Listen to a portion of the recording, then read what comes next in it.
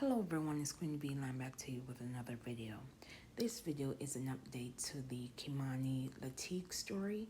Before I begin, I would like to extend my continued condolences and support to the family and community at this time, in addition to the families and loved ones who are currently missing a loved one.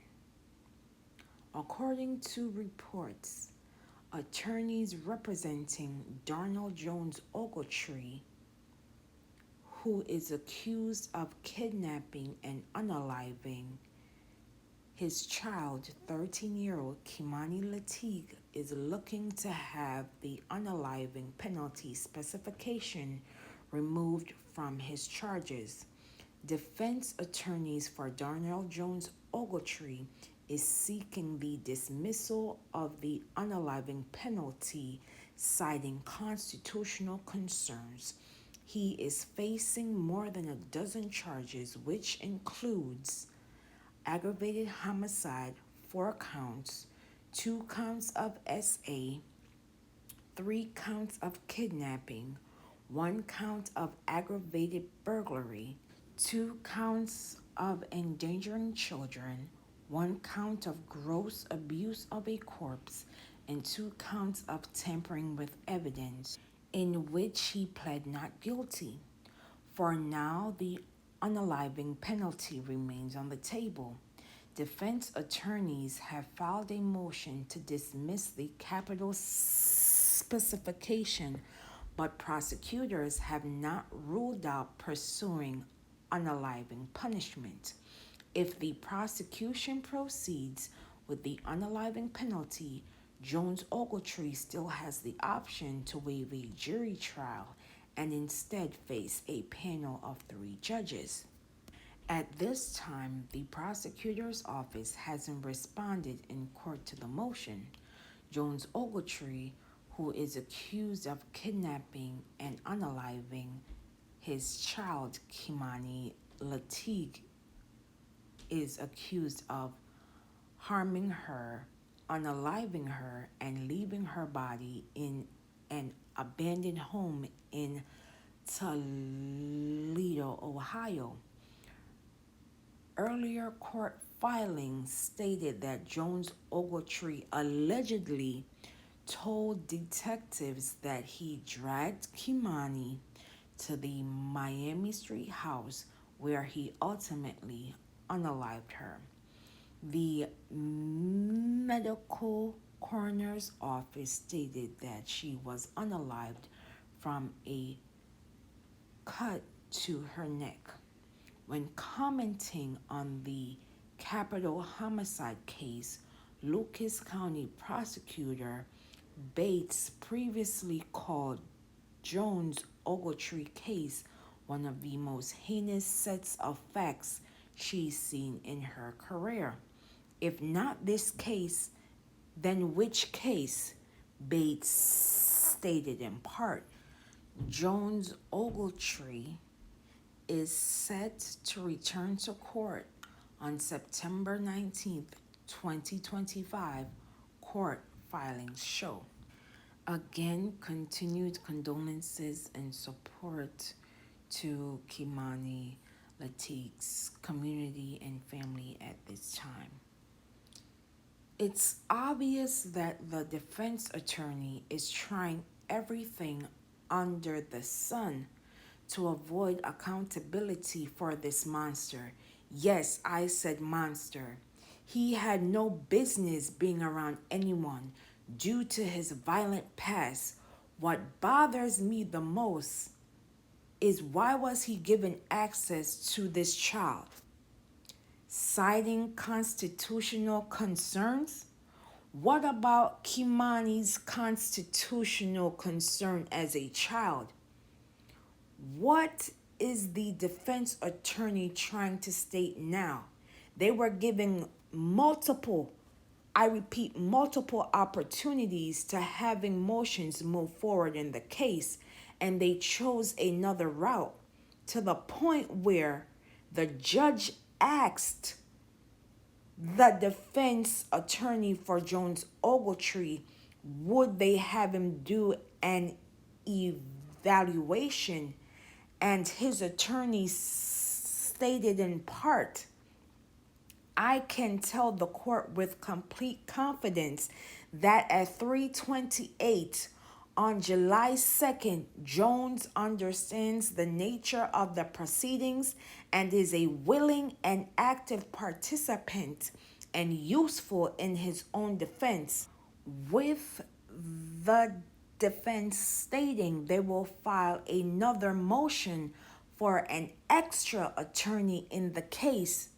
So again, the adults surrounding Kei'Mani Latigue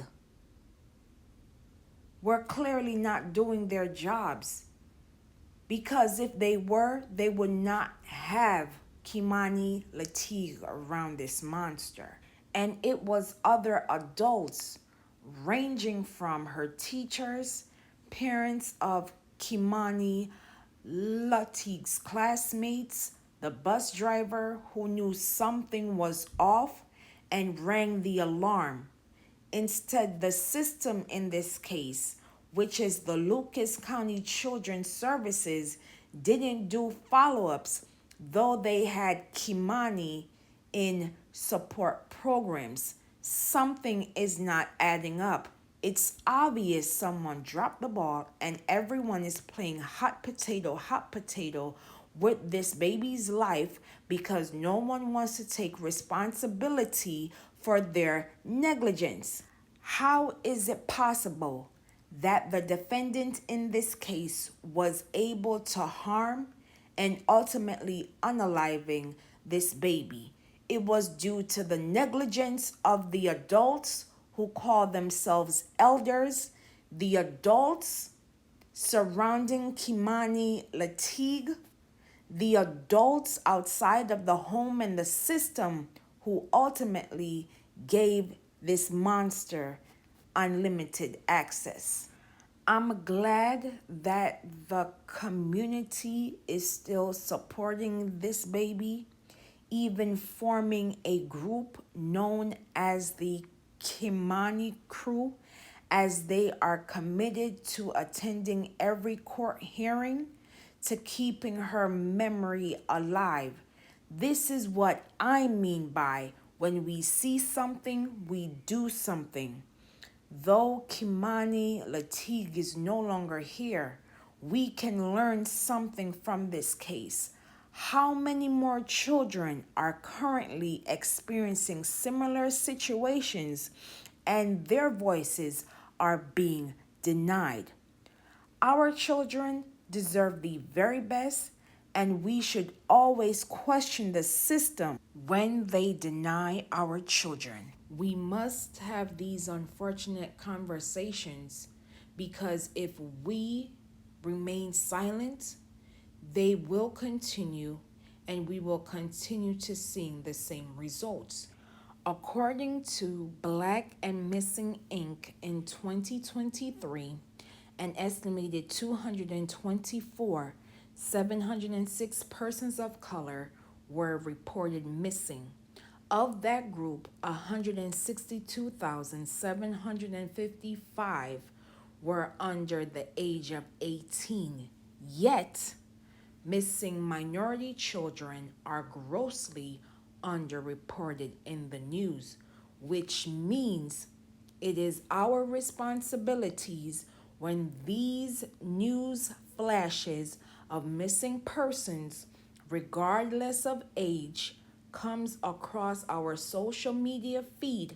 It is up to us as the user to be mindful of the misinformation, disinformation, aka lying, as it does affect the missing persons case, and it does affect their loved ones and community members who are waiting for their safe return home. Every second, every minute, every hour, every day, every week is critical to a missing persons case. We must get back into the habit of looking out for thy neighbor. I will leave in the comments and description below for organizations and hotlines as it pertains to missing persons cases, in addition to child mistreatment and child neglect hotlines. And as always, find our people, protect Black children, known and unknown. Say their names, say her name, Kei'Mani Latigue. Justice for Kei'Mani Latigue. And as always, please be safe out here, and I will see you in the next video.